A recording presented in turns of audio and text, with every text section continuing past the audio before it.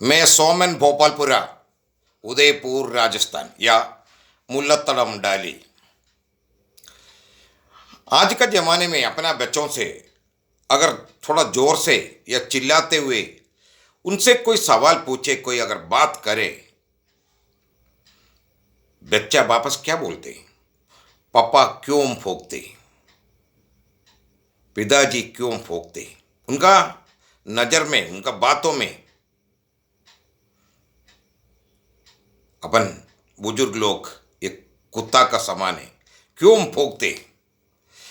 अरे कौन था रे, अभी आया वो तेरे को बुलाने के लिए? पूछ नहीं सकता। पापा को क्या लेना देना, मेरे बहुत दोस्त लोग हैं, वो लोग आएगा जाएगा। क्यों चिल्लाते हैं पापा, क्यों भोंकते हैं?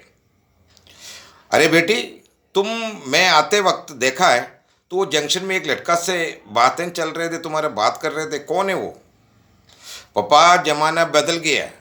पापा ऐसे नज़र में क्यों देखता है? मैं बड़ी हो गई, क्यों ऐसे चिल्लाते हैं पापा, क्यों भोंकते? बच्चों का नज़र में अपन कुछ उनको समझाने का कोशिश किया तो वो लोगों का मन में ये भावना, ये शब्द इस्तेमाल कर रहे, भोंकते, पापा भोंकते, डैडी भोंकते, पिताजी भोंकते, फादर ബാർക്കിംഗ് ബാർക്കിംഗ് കുരയ്ക്കുന്നു. എന്തിനാ അപ്പ കുരയ്ക്കുന്നത്? Why you are barking? मेरे को भी याद है, सच्चाई में उस जमाने में ऐसे सोचता है। मेरा बचपन में भी ऐसे हुआ।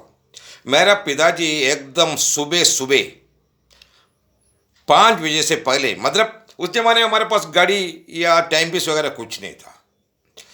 उस समय मुसलमान का जो मॉस्क से सुबह सुबह वांग का आवाज आता है, वो हमारे लिए घड़ी का बराबर है। हम सबको पिताजी बुला लेते, उठो।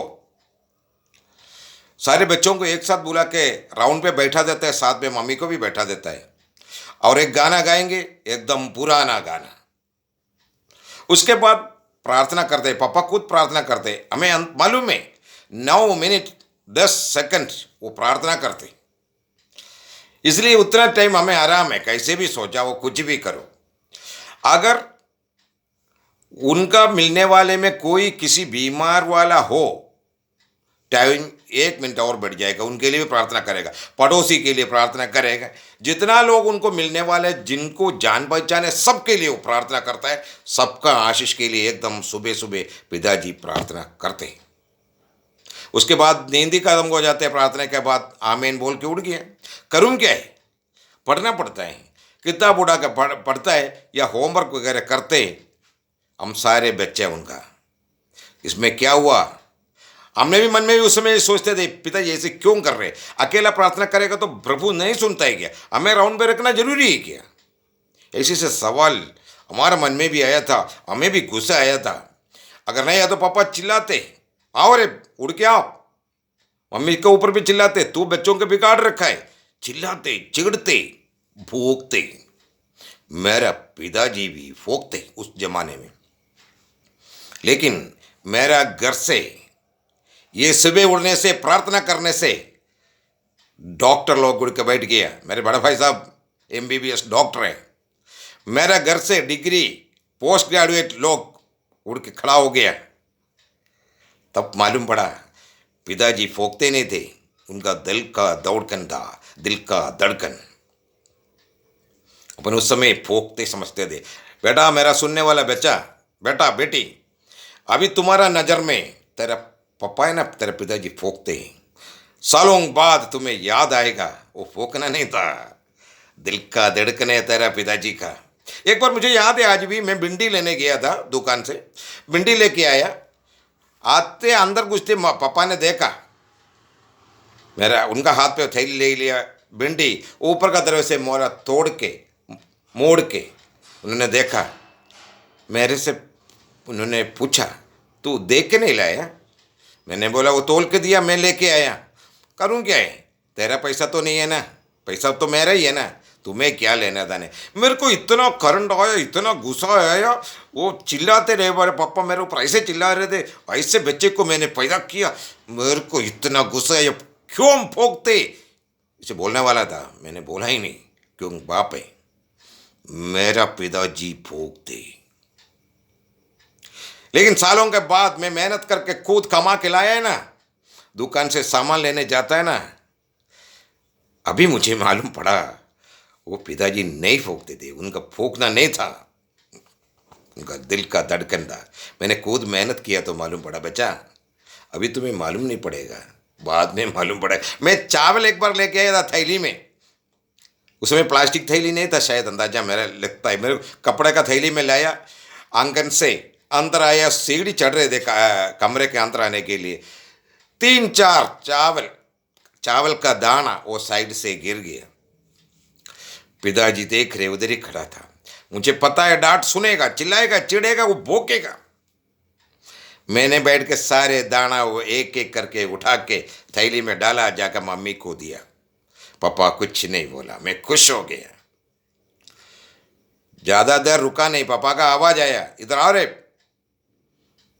मैं गया, जाते ही पापा मेरा कान पकड़ लिया, उनका हाथ पे एक दाना, सिर्फ एक दाना दिखा के पूछा ये क्या है। मैंने बोला एक दाना, एक ही तो है ना पापा, इसका कीमत तू जानता है क्या। मेरे को हंसी आ गया, इतना पैसा में 1 किलो लाई, उसमें हजारों दाना तो होंगे, एक दाना का क्या कीमत होगा। मैं हंसने लगा। तो मेरे पिताजी मुझे बताया, बेटा तेरे को आज मालूम नहीं पड़ेगा, सालों बाद कोई स्लम से, कोई झोपड़ी एरिया में जाना, उस बच्चे का आंखों में देखना, इसका कीमत है ना, उसका आंखों में लिखा हुआ तेरा नजर आएगा।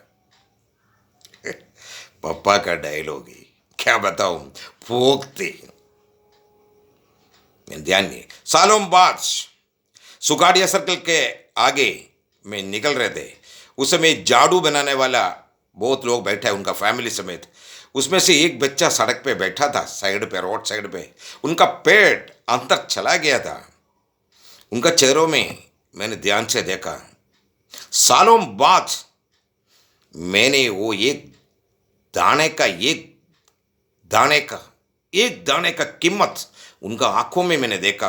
वो झोपड़ी में रहने वाले एक बच्चे को, वो प्रभु समझ पे आ गया, एक दाना कितना कीमत होता है। बेटा तेरा पिताजी जो चिल्लाता है ना, चिढ़ता है ना, जोर से बोलता है ना, आंखों करता है ना, उनका दिल का धड़कन है। तू बात सालों बाद कोई मेला का अंदर, टाउन हॉल जैसे मेले का अंदर जाके भीड़ों के बीच में रहेगा ना, तुम्हें भी मालूम नहीं पड़ेगा।